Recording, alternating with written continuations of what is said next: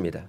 기독교의 역사, 성경의 역사, 그것을 우리가 살펴보면 하나님이 놀랍게 역사하는 그 역사의 현장에는 항상 말씀과 성령의 조화가 이루어졌다라고 하는 것입니다. 그렇기 때문에 우리의 신앙생활은 처음부터 끝까지 말씀과 성령의 조화를 이루어야 됩니다. 왜 그럴까요?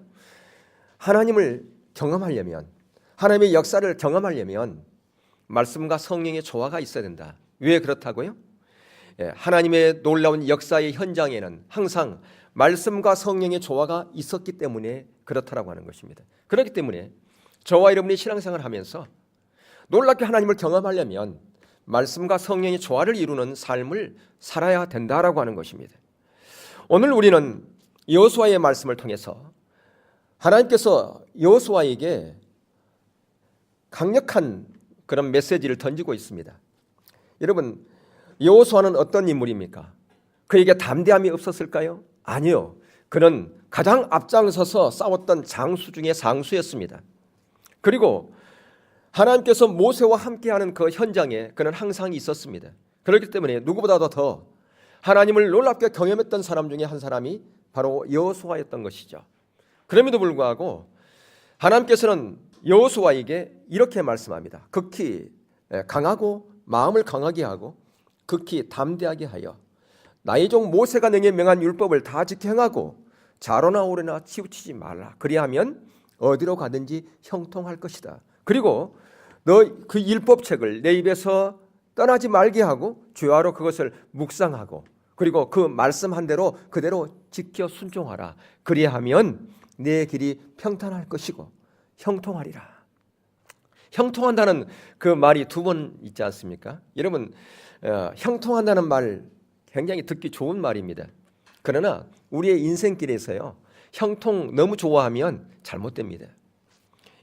십자가 없는 영광은 없기 때문에 그렇습니다. 십자가 없는 영광은 없어요. 그렇기 때문에 십자가를 지지 않고 형통의 길로 가려고 그러면 망하는 길입니다. 그런데 많은 그리스도인들이 오늘날에도 십자가 없이 형통의 길로 가려고 한다 그 말이에요. 그러니까 문제가 생깁니다. 왜 그럴까요? 말씀과 성령의 조화를 이루는 삶을 살지 않기 때문에 그렇습니다. 말씀 귀하죠? 여러분, 지난주에 살펴본 것처럼 보세요. 구약의 삶은 문자이한 삶인데 그것은 실패했고 우리를 죽이게 했다고 그랬어요. 자, 오늘 말씀을 보면 하나님의 말씀을 너 입에서 떠나지 말게 하고 주야로 묵상하라. 그 가운데 행하라. 그러면 네 길이 평탄할 것이고 형통하리라. 그러니까 구약의 삶이라고 하는 것은, 문자의 삶이라고 하는 것은 이런 겁니다. 하나님의 말씀을 잘 연구하고 묵상해서 최선을 다해서 그 말씀대로 살아가는 삶, 그게 문자이한 삶이에요. 근데 그건 실패했다니까요.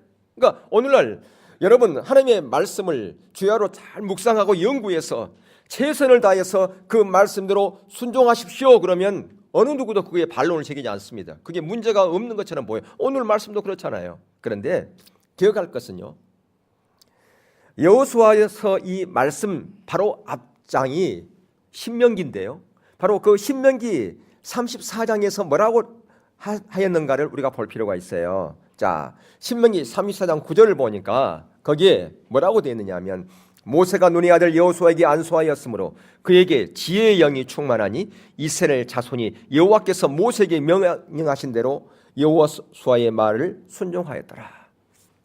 마지막 이제 모세가 고별 설교를 끝내고 나서 이제 그의 모든 이 지도자의 이 모든 것을 여호수아에게 임하면서 그에게 안수합니다. 안수했을 때 지혜의 영이 충만했다. 다시 말하면 성령님께서 강력하게 여호수아에게 임했다라고 하는 것입니다. 다시 말하면 지금 여호수아서 1장 7절 8절의 말씀은 바로 말씀을 기초로 하되 성령의 인도하심을 따라가는 그런 삶을 살라, 그것이 전제되어 있다라고 하는 것입니다. 그렇기 때문에 오늘날 우리가 말씀을 강조합니다. 근데 그 말씀에 의한 삶을 살려면, 진정 성경대로 우리가 살아가려면 그 말씀은 성령을 배제하면 말씀에 의한 삶을 살아가는 게 아니에요. 말씀이라고 하는 것은 성령의 역사를, 성령의 능력을, 성령의 인도하심을 전제하는 말씀에 의한 삶이라고 하는 것입니다.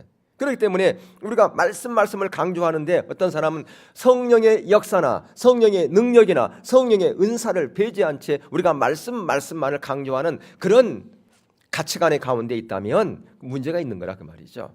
그것은 바로 은사 중지론에서 나온 잘못된 신앙, 율법주의 가치관 가운데 있는 그런 신앙 가운데 있기 때문에 절대로 하나님의 역사를 경험하지 못한다라고 하는 것입니다. 아까도 제가 서두에서 전지했듯이 하나님의 역사의 현장, 하나님께 놀랍게 일하시는 그 역사의 현장에는 항상 말씀과 성령의 조화가 있었다라고 하는 것을 제가 말씀을 드렸어요. 그렇기 때문에 지금 우리는 이 말씀과 성령의 조화를 어떻게 이루어 갔는가를 우리는 보려고 그래요. 어디서요? 성경 말씀을 통해서 그것을 살펴보려고 하는 것입니다. 왜냐하면 그것이 그런 근거를 두지 않고 한다면 그것은 내가 그냥 내 생각으로 하는 그런 말일 뿐이기 때문에 그렇습니다. 제가 여러분에게 말씀드리는 이 모든 것은, 이 선포는 성경을 기초로 해야 되기 때문에 그렇다라고 하는 것입니다. 그렇기 때문에 우리가 우리의 능력으로, 우리의 힘으로 하나님의 말씀을 잘 연구해서 지킬 수 있는 것은 그것은 구약의 삶이요, 문자의 삶이요, 실패의 삶이다. 왜 그랬을까요? 성령님께서 뒷받침하지 않았기 때문에 실패했다 그 말입니다. 그래서 고린도후서 3장 6절에서 율법 조문은 죽이는 것이요 영은 살리는 것이다 그렇게 말씀했어요. 율법 조문, 구약은 실패였고 우리를 죽이는 것이었지만 이제 성령님께서 오셔서 우리의 삶을 변화시키시고 우리를 친히 하나님이 기뻐하시는 원하는 자리로 인도하실 것이다. 그래서 구약에서 신약을 바라보면서 쓴 말씀이 에레미야 31장 31절 이하의 말씀이 있잖아요. 바로 하나님께서 애굽에서부터 이스라엘 백성들을 건져낼 때 그들이 남편이 되어서 그들을 인도했지만 그들이 실패했어요. 그래서 이제는 하나님께서 하나님의 말씀을 어디에 새긴다고요? 신비에 새긴다고 말이죠. 그 신비에 새긴다는 것은 성령님께서 우리 가운데 주시겠다 그 말입니다. 예수 그리스도를 구주로 영접하는 그 순간 그 구원의 증표로, 거듭남의 증표로 우리 가운데 뭘 주시겠다고요? 성령님을 주시겠다. 그게 바로 신비에 새긴다. 그래서 작은 자로부터 큰 자까지 어느 누구도 하나님이 어디 있는지 묻는 자가 없게 될 것이다. 그렇게 말씀하고 있는 것을 볼 수가 있습니다. 바로 이처럼 성령의 능력 아니고서는 우리가 어떠한 삶을 살아갈 수가 없어요. 성령에 의한 삶 없이는 우리가 온전한 신앙생활을 할 수가 없다라고 하는 것입니다. 그런데 문제는 오늘날 너무나 많은 사람들이 말씀의 기초도 없고 성령의 인도하심도 없는 그러한 삶을 살아가고 있어요. 누가요? 예수 믿는 사람이 그렇다 그 말이에요. 말씀에 거하지 않습니다. 우리가 말씀에 거한다는, 말씀에 한 삶이라고 하는 것은 뭡니까? 성경에서 말씀한 하나님의 의도와 의중과 목적을 내 생명처럼 여기는 것이죠. 더 나아가서 하나님의 말씀, 그리고 교리, 그리고 우리들의 이성, 그 체험, 이것이 순서대로, 그러니까 체험도 중요합니다. 이성도 중요해요. 하나님의 사고도 중요합니다. 그리고 교리도 중요해요. 그런데 이 모든 것은 말씀의 권위 아래 있어야 된다고 하는 겁니다. 그런데 오늘날 하나님의 말씀의 의도와 의중이 생명처럼 여기지 않을 뿐 아니라 내가 갖고 있는 어떤 교리, 그리고 내가 갖고 있는 어떤 체험들, 그 이성들을 말씀의 권위 아래 있지가 않아요. 다시 말하면 우리가 지금 요한복음 큐티를 하고 있잖아요.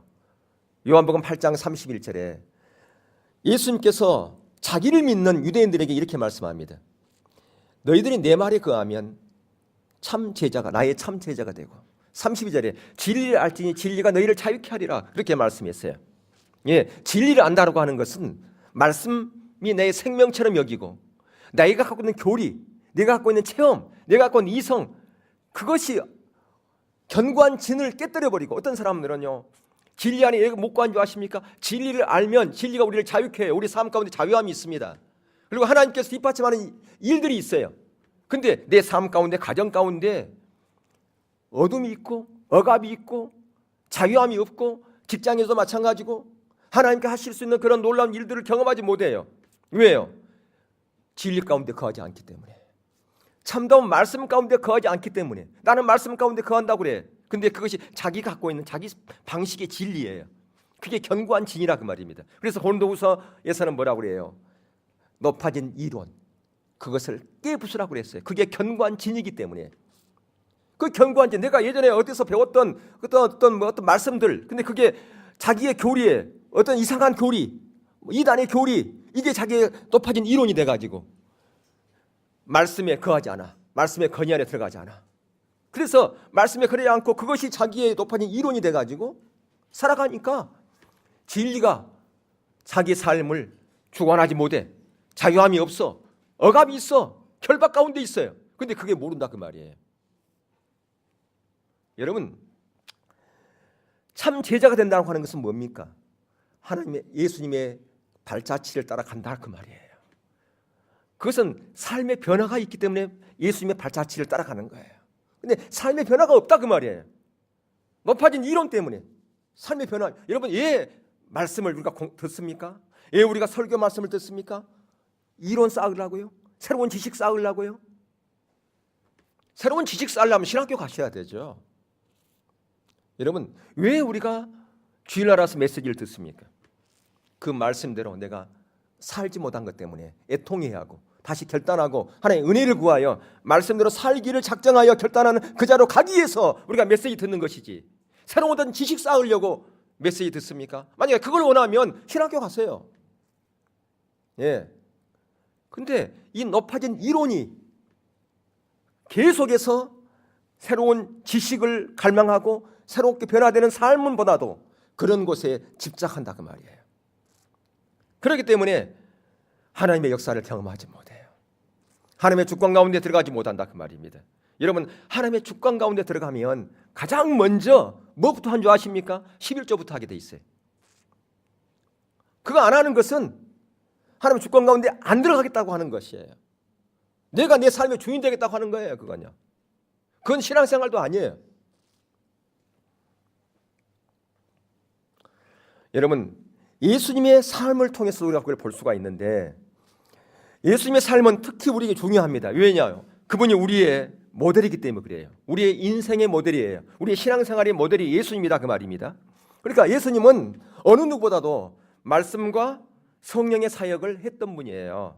자, 한번 예를 들어볼까요? 마가복음 1장 21절 27절 한번 읽겠습니다. 자, 함께 읽게요. 시작.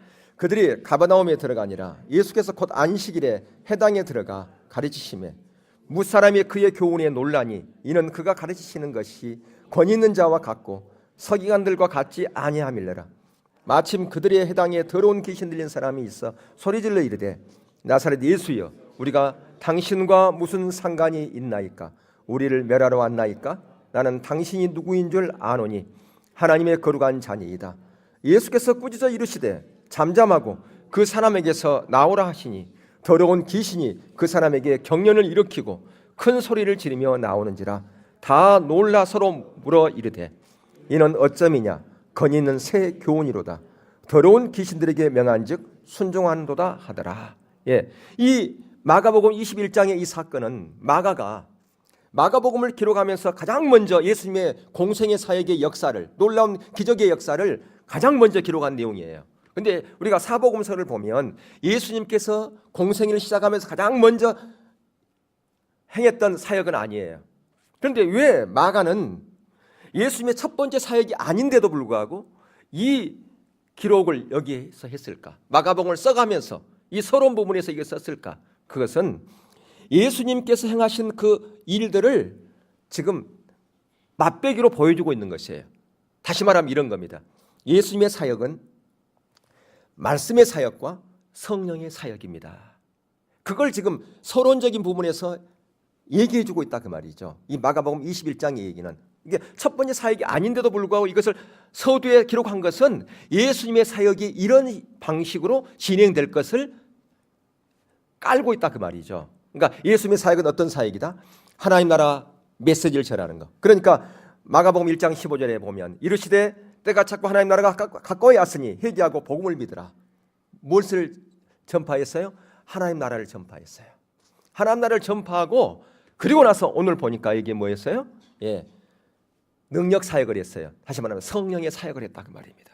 그분은 성령의 사역, 특별히 치유 사역, 귀신 쫓아내고 여러 가지 각종 병자를 치유하고 이런 성령의 사역을 했던 것을 볼 수가 있어요. 예수님은 항상 그랬어요. 말씀 선포하고 능력 사역하고 이게 같이 조화를 이루었던 것을 볼 수가 있는데요. 예. 그런데 예수님께서 말씀을 전하는 그 주제가 하나님 나라였습니다. 근데 그 하나님 나라를 어떻게 살라고 그랬어요? 감추인 보화 비유를 통해서, 진주 비유를 통해서 말씀하시면서 너의 가진 그 모든 것을 가지고 살아, 그렇게 얘기를 했어요. 누구를 사라고요? 보화 사라고요? 진주 사라고요? 아니요. 보화 대신 예수님, 진주 대신 예수님을 사라는 겁니다. 뭘 가지고요? 우리의 모든 것 가지고. 아, 그러면 우리 가진 것 있는 거 다 집 팔고 차 팔고 다 팔아가지고 살라고 그 헌금하라고 그런 건가? 아니에요. 그건 이단이 그렇게 얘기를 할 수 있어요. 그건 뭐냐면 하나님을 우리의 생명처럼 여기면서 그렇게 그분을 신뢰하여 나가는 것을 얘기하는 겁니다. 여러분, 천국은 뭘로 가는 겁니까? 예전에 어린이들 찬양에 보면 돈으로도 못 가요. 어디요? 하나님 나라. 뭘로 가는 거예요? 그렇죠. 믿음으로 간단 말이에요. 믿음으로 가는 나라가 하나님 나라라 그 말입니다. 하나님이 내 삶의 주인 되어져서 그분을 신뢰해서 그 모든 것에 내 전부를 거는 것, 그것이 믿음이라 그 말이죠. 거는 것이 믿음이에요. 어떤 사람이 걸 수 있겠습니까? 신뢰하는 자만이. 신뢰 못하면 걸 수 없어요. 예. 여러분, 자녀들이 이해 있어요? 그러면 뛰어내려, 내가 받아줄게. 그러면 뛰어내릴까 안 뛰어내릴까요? 뛰어내리죠. 그럼 못 믿으면 안 뛰어내립니다. 이상한 사람이, 처음 본 사람이 뛰어내리래. 그러면 안 뛰어내리죠. 예. 믿기 때문에, 신뢰하기 때문에 뛰어내린다 그 말이에요. 이처럼 바로 그분을 사라고 하는 것은, 우리 모든 걸 사라고 하는 것은 그분께 모든 걸 걸라고 하는 것이에요. 그분을 신뢰할 때만 우리가 걸 수가 있다 그 말입니다. 그래서 사도행전 10장 38절에 보면, 거기 보면 예수님의 사역을 이렇게 요약했어요. 어떻게 요약했느냐? 하나님이 나사렛 예수에게 성령과 능력을 기름 붓듯 하셨으며 그가 두루다니시며 선한 일을 행하시고 마귀에게 눌린 모든 사람을 고치셨으니 이는 하나님이 함께 하셨음이라. 예, 하나님이 함께 하셨대요. 예수님은 스스로 아무것도 하지 않았다고 말씀드렸거든요. 예, 오병의 기적을 베푸신 그 이후에 예수님께서 이제 내 살과 내 피를 먹고 마시라 그렇게 말씀했을 때 예수님의 따랐던 제자들이 많이 떠나갔어요. 떠나간 이후에 예수님께서 이제 또 어떤 사역을 하셨을까요? 여러 가지 사역을 하셨는데 예를 들면 이런 사역이죠. 베데스다 연못가에서 38년 된 병자를 치유한 사건이 있었지 않습니까? 근데 그때 예수님께서는 그것은 자기가 스스로 한 게 아니었다고 말씀했어요. 요한복음 5장 17절 이후 19절에 나는 스스로 아무것도 하지 않는다. 아버지가 하신 그것만을 보고 내가 한다. 그렇기 때문에 내가 하는 것은 의롭다고 말씀했어요. 판단하는 것, 심판하는 것도 나는 스스로 하지 않는다고 말씀했어요.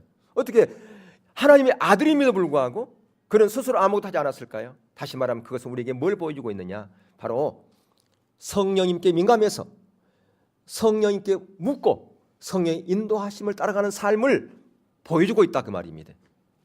그래서 지금 여기 사도행전 10장 38절에 보면 하나님이 나사렛 예수에게 성령과 능력을 기름 붓듯 하셨으며 그가 두루 다니시며 선한 일을 행하시고 마귀에 눌린 사람을 고치셨으니 어떤 예수님의 마음을 가지고 있었기 때문에 성령님께 민감하여 성령님께 묻고 하나님께 모든 주권을 내드리고 내 스스로 아무것도 하지 않고 주님께 묻고 그분의 인도하심을 따라가겠다고 하는 그런 자에게 뭘 보여줬다 그 말이에요.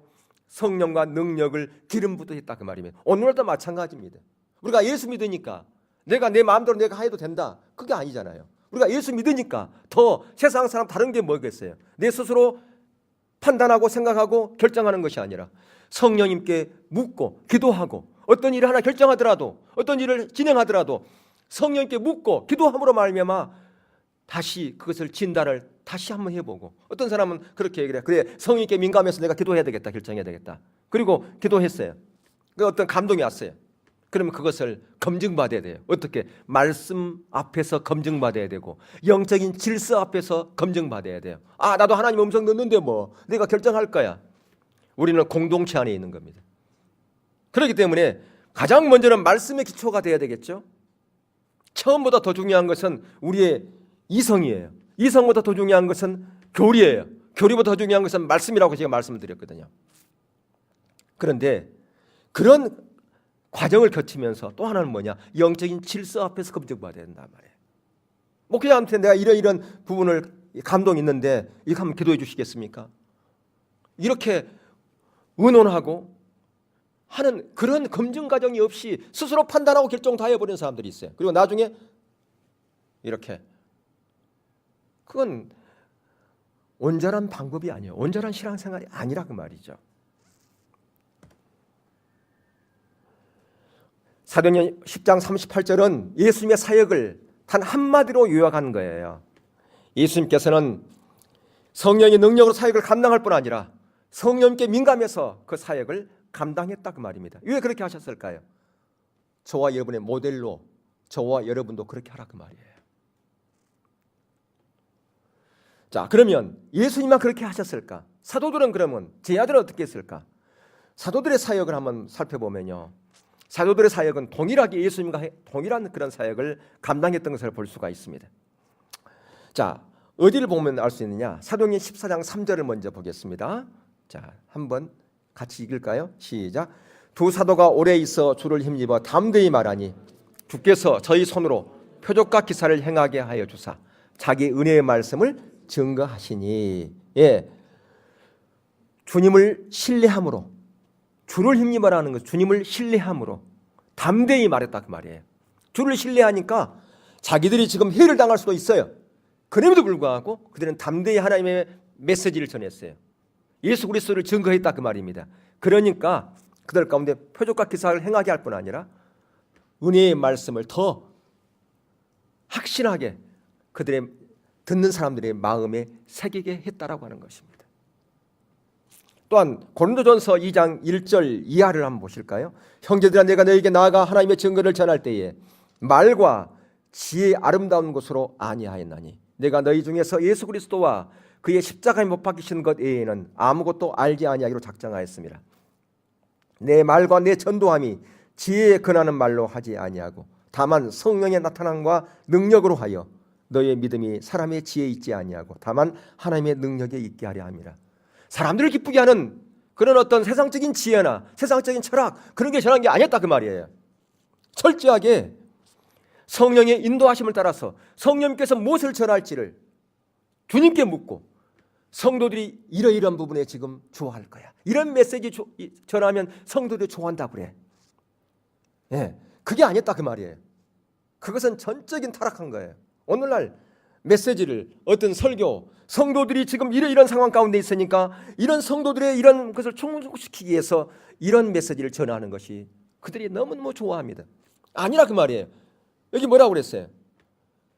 성령님께 민감해서 성령님께서 무슨 말씀을 전해야 될지를 묻고 그분의 인도하심을 따라서 갔다라고 하는 것입니다. 그것이 전할 때 성도들과 부딪힐 수 있어. 성도들이 그걸 싫어할 수도 있어. 그러나 담대히 전한다 그 말이에요. 왜? 누구의 명령이니까? 주님의 명령이니까 그렇게 한다 그 말이에요.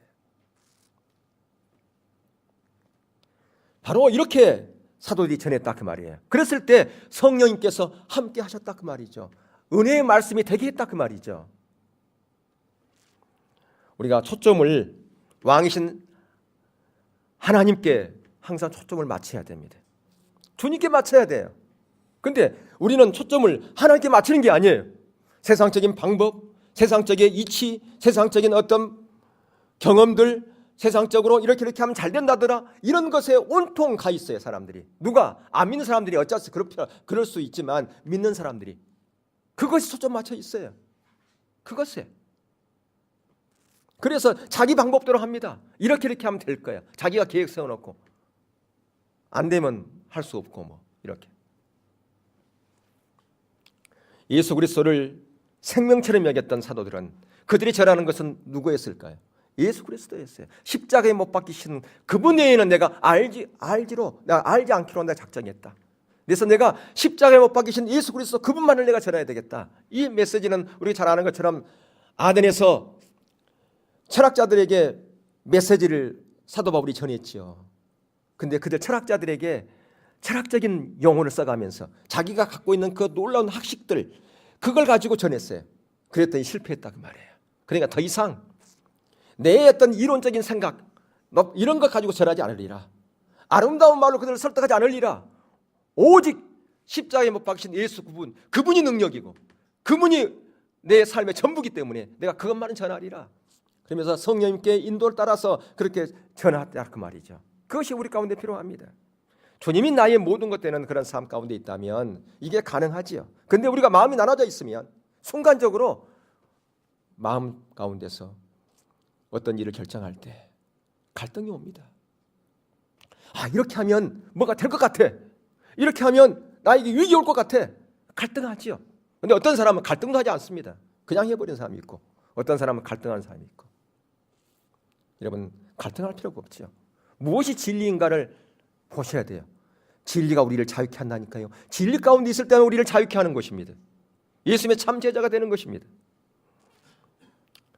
갈라디아서 5장 16절 25절도 한번 보겠습니다. 자, 거기 보면 사도 바울이 그런 고백을 했어요. 갈라디아서 5장 16절 25절에서 내가 이르노니 너희는 성령을 따라 행하라. 그리하면 육체의 욕심을 이루지 아니하리라. 만일 우리가 성령으로 살면 또한 성령으로 행할지니. 그러니까 성령의 인도하심을 따라가면 절대로 세상 욕심, 세상의 방법을 쫓아가지 않습니다. 그런데 왜 우리 가운데 세상의 방법, 인간적인 방법이 팽배하느냐? 성령에 의한 삶을 안 살고 있기 때문에, 주님의 주권 가운데 없기 때문에 그렇다고 말이에요. 우리는 이 사도들의 예를 우리 보았어요. 그러면 사도들 이후에 초대교회는 어땠을까요? 초대교회 안디옥 교회를 우리 잘 알고 있어요. 안디옥 교회 사도행전 13장에 나온 안디옥 교회는 어떤 교회였습니까? 안디옥 교회는 유대인들에 의해서 세워진 교회가 아니었죠. 이방인들에 의해 세워졌습니다. 그 당시 대부분의 교회들은 예루살렘에서 파송된 사도들이나 집사들이나 이런 분들을 통해서 교회가 개척됐어요. 그런데 이 안디옥 교회는 복음을 들었던 이방인들이 그들이 스스로 세운 교회였어요.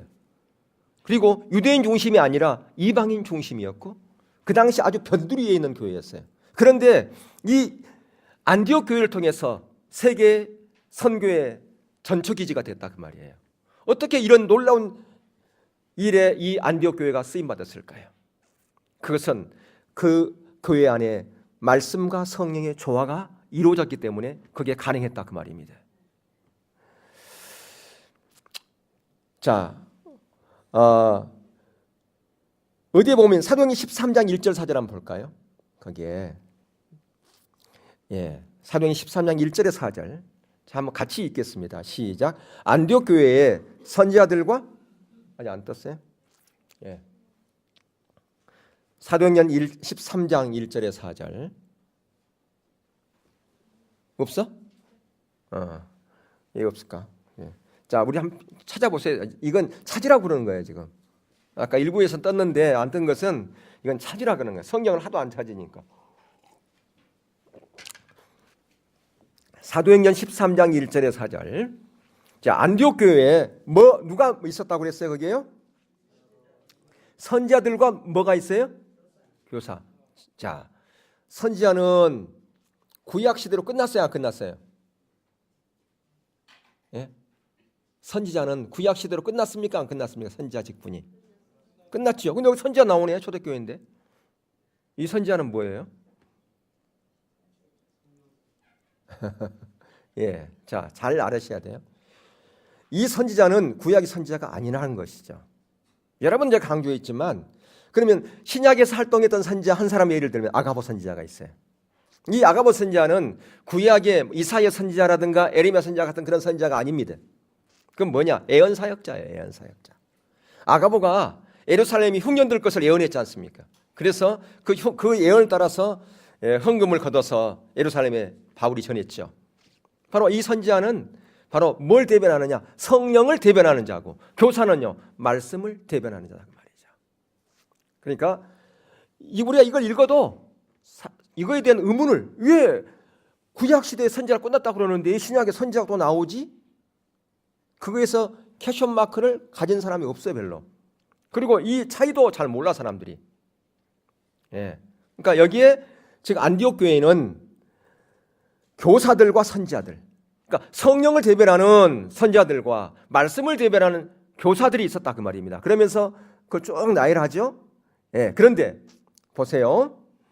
2절에 보면 주를 섬겨 금식할 때에 성령이 이르시되 내가 불러 시키는 일을 위하여 바나바와 사울을 따로 세우라 하시니 이에 금식하며 기도하고 두 사람에게 안수하여 보내니 두 사람이 성령의 보내심을 받아 실루기아에 내려가서 거기서 배를 타고 구브로에 가서 그 당시 이 안디옥 교회의 담임 목사, 수석 부목사 누구냐? 다 아나니아와 바나바와 사울이었다 그 말이에요.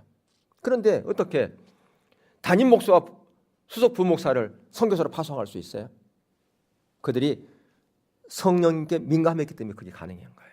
안 그러면 절대 안 됩니다. 그리고 이게 그들의 머리에서 나온 게 아니잖아요. 그들의 계획에서 나온 게 아니잖아요. 성령님께서 그렇게 하셨기 때문에 4절에 보면 두 사람이 성령의 보내심을 받아 그렇게 했어요. 사람이 파송한 게 아니었다는 말입니다. 하나님께서 파송한 거예요. 성령님께서 보내따라 그 말이에요. 그들을 철저하게 그들은 누구의 인도를 따랐어요? 성령님의 인도하심을 따라간 그런 교회였던 것을 볼 수가 있다 그 말입니다.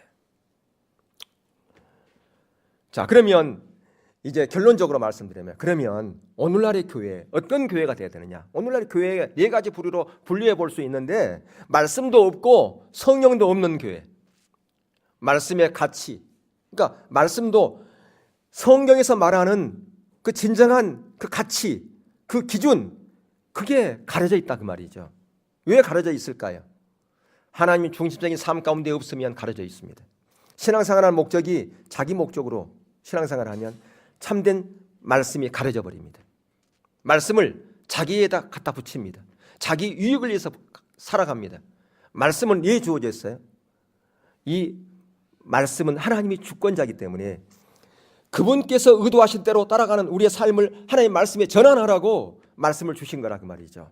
근데 그게 안 되면 나의 유익을 위해서 말씀을 갖다 붙이는 거예요. 이 말씀은 왜 존재하느냐? 나의 유익을 위해서. 아니란 말이에요. 하나님께서는 왜 저와 이름을 선택하셨어요? 왜 우리를 부르셨어요? 이 하나님의 말씀을 내 주인 되시는 그 말씀의 의도와 목적대로 우리를 인도하시고 우리를 부르셔서 그 말씀에 응한 그러한 삶을 살라고 저와 이름을 택했다 그 말이에요. 이 말씀은 그렇기 때문에 우리의 관점이 아닌 하나님의 관점으로 쓰여져 있어요. 예. 그런 초점이 가치관이 잘못되어지면 말씀해도 성경을 아무리 읽어도 말씀에 의한 삶을 살아가는 게 아니에요. 그리고 또한 어떤 사람은 성령은 초대교회로 끝났다. 성령의 능력과 은사는 성경이 완성되어진과 동시에 끝났다. 그렇기 때문에 방언도 귀신이 주는 거다. 뭐 이렇게 가르치는 교수들이 있어요. 저도 그런 교수님 밑에서 배운 적이 있어요. 그러니까 은사 종지론 가운데 있으니까 성령님께서 거할 자리가 없는 거죠. 성경에는 성령을 근심케 하지 말라, 성령을 소멸하지 말라 그렇게 말씀해 주세요. 예, 성령을 근심케 하는 것은 여러 번 말씀드렸지만 성령께 민감하지 못하고 성령께 묻지 않고 내 임의대로 살아가면 그것은 성령을 근심케 하는 것이고, 또한 성령의 놀라운 능력들을 이제 모든 끝났기 때문에 더 이상 이 시대에는 없다라고 하면 그 성령을 소멸하는 거라고 말이에요. 예, 이런 교회가 있는가 하면 바로 예수님 시대에 누구와 같은 거, 사두개인 같은, 사두개인들은 성령을 다 믿지 않았어요. 모세 오경만 믿었어요. 그리고 예수님의 부활, 그러니까 사람의 부활도 믿지 않았어요. 그러니까 말씀도 다 믿지 않고 성령의 약속 다 믿지 않았던 그런 자들이었죠. 또 말씀은 없고 성령의 능력만 있는 교회, 예, 고린도 교회가 그래요. 그들은 말씀대로 살아가는 그런 삶에 대해서는 별로 중요시하지 않았어요. 그러니까 바울이 너무 답답하니까 너희들이 다시 해산하는 고통 가운데 너희들 가르쳐야 되겠다고 그렇게 안타까워하면서 그들에게 쓴 편지가 고린도전서, 고린도후서잖아요. 그들은 뭔만 강조했느냐? 예적인 능력만 강조했어요. 은사 이런 것만. 그러니까 말씀도 보기는 보죠. 왜 말씀 본조하십니까? 말씀 보면 능력 받는다고 그러니까 말씀 보는 거예요. 말씀 열독해봐, 열독. 그러면 엄청난 능력이 부어진다? 그러면 그때부터 말씀이 있는 거예요. 못 받으려고. 능력 받으려고. 예. 그리고 어디에서 무슨 집회한다 그러는데 거기에 아프리카에서 온 뭐 능력의 종이 왔다 그러면 가는 거예요. 거기에 왜 가느냐? 능력 받으려고. 초점이 다 능력. 왜 그걸 받는데? 그거 받으면 치유가 일어나고 하면 막 성도들이 몰려온대. 목회자 같으면 저 같으면 예전에 저 얘기하고 있는 거예요 지금. 예. 능력 그거 다 초점이 그거예요. 교회 성장 어떻게 그렇게 하면 내가 이름 날리고 막 할까봐 다 나의 욕망이지, 나의 욕심이죠. 또 어떤 교회가 있느냐 하면 말씀과 성령님께 민감한 교회. 참으로 귀하죠. 근데 성령님께 민감해. 예, 성령을 얘기를 해. 근데 성령의 감화 감동만 얘기해. 감화 감동. 그런데 성령의 능력은 말하지 않아. 예. 그러니까 성령께 민감한 것은 큐티하고 묵상하고 이거 강조해요. 그러나 방은 무슨 뭐 치유, 어이 그거 끝난 거, 큰일 나 그거. 예, 이렇게 얘기한단 말이에요. 예. 근데 아까도 말씀드렸지만 성령을 소멸하지 말며 예언을 멸시하지 말며 범사에 헤아려 좋은 것을 취하고 악은 어떤 모양이라도 버리라. 데살로니가전서 5장 19절 이하의 말씀이에요. 성령을 소멸하지 말고 예언을 멸시하지 말라. 뭐냐? 성령의 능력을 소중히 여기라 그 말이에요. 예. 그러니까 우리가 가장 추구해야 될 그런 교회는 네 번째 교회예요. 어떤 거냐? 말씀과 성령의 능력, 예, 이걸 조화를 이루고 성령께 민감해서 그렇게 따라가는 거. 말씀을 소중히 여기 어떻게 소중히 여기느냐? 성령에서 말씀하신 하나님의 의도와 의정을 나의 생명으로 여긴다 그 말입니다. 이게 나의 삶의 기준을 여기고 그렇게 따라가는 그런 가치관. 그리고 말씀은 하나님 관점에서 쓰여졌기 때문에 하나님의 의도와 목적을 알기를 열망하는 그것 때문에 성경 보는 거예요. 성경 묵상을 왜 하느냐? 하나님의 의도와 목적을 알기 위해서. 이 시대를 향한 하나님의 의도와 목적이 뭔가? 왜 그걸 알아요? 그걸 알면 거기에 내 삶을 전환해서 따라가기 위해서, 순종하기 위해서 철저하게 하나님의 주권, 하나님 중심적인 삶이라 그 말이에요. 그거 하기 위해서 말씀 보는 거예요. 그리고 그렇게 따라가려면 내 자원으로는 안 되고 내 힘으로는 안 되기 때문에 성령의 능력을 의지하는 거예요. 하나님의 은혜를 의지한다 그 말이에요. 그래서 성령의 능력을 힘입는 거예요. 성령님께 의지하고 성령의 능력을 기도함으로 말미암아 하나님 내 힘으로는 안 되기 때문에 내 지혜로는 안 되기 때문에 도와주세요. 저에게 지혜 주시고 힘 주시고 능력 주세요. 뭐 하려고요? 하나님의 말씀하신 의도와 목적을 알아 그 의도에 순종하는 삶을 살기 위해서 성령의 능력을 구한다고 말이에요. 내 유익을 위해서 그런 게 아니라 내 부자 되기 위해서 그런 게 아니라. 여러분 안디옥 교회가 바로 그런 교회고 하나님께서 오늘날 그런 교회를 세우고 싶어 하는 거예요. 바로 왜 그러냐? 그런 교회를 통해서만 하나님의 의도를 담을 수 있기 때문에 그렇습니다. 하나님의 비전을 실현할 수 있기 때문에 그래요. 우리 개인도 마찬가지예요. 어떤 사람을 통해서 하나님의 놀라운 비전을 이루겠습니까? 신앙생활의 목적이 자기 유익을 위해서만이 신앙생활을 하는 그런 사람에게 하나님의 의도를 알려주겠습니까? 하나님 뜻이라면 내가 철저하게 내 삶을 전환해서 따라가겠습니다. 하나님의 의도와 목적을 저에게 알려주세요. 그런 자에게 하나님의 의도와 목적을 알리지 않겠습니까? 그런 자에게 하나님께서 능력 주시지 않겠습니까? 왜? 그런 자를 통해서 이 시대를 향한 하나님의 의도와 목적을 이룰 수 있기 때문에 그렇다고 말이에요. 하나님께서는 그렇기 때문에 아까도 서두에서 말씀드렸지만 하나님께 역사하는 그 역사의 현장에는 항상 말씀과 성령의 조화가 이루어졌다라고 하는 것입니다.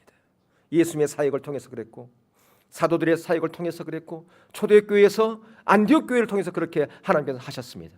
오늘날 이 시대에도 마찬가지로 하나님께서는 저와 여러분을 통해서 그 하나님의 놀라운 일들을 이루고 싶어 하십니다. 말씀과 성령의 조화를 통해서 그 일들을 이루고 싶어 하신다 그 말이에요. 원하기는 저와 여러분 모두가 다 이 하나님의 말씀을 내 생명처럼 여길 뿐 아니라 철저하게 성령님께 민감해서 성령의 인도하심을 따라 가는 그러한 삶을 살아감으로 말미암아 하나님께서 모세에게 또한 여호수아에게 말씀하신 것처럼 너 길을 내가 평탄하게 할 거야. 너 길을 내가 친히 인도하여서 너 가는 길마다 막힘이 없을 거야. 그렇게 말씀하신 것처럼 여러분의 그 인생길에도 마찬가지로 주님과 동행하는 그런 인생길, 그런 복된 삶을 살아갈 수 있기를 주의 이름으로 축원합니다. 예, 우리 찬양하고 마치겠습니다.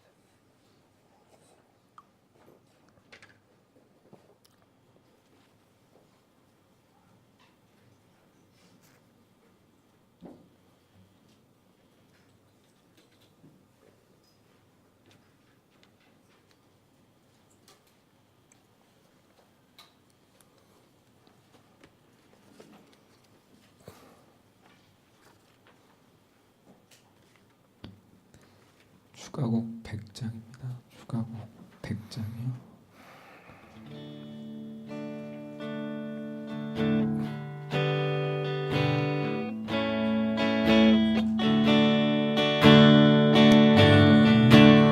마른 우리 삶 위에 성령님 오소서. 마른 내 심령 위에 성령님 오소서. 우리 모여 경배하오니 성령님 오소서. 우리 주를 환영하오니 성령님 오소서.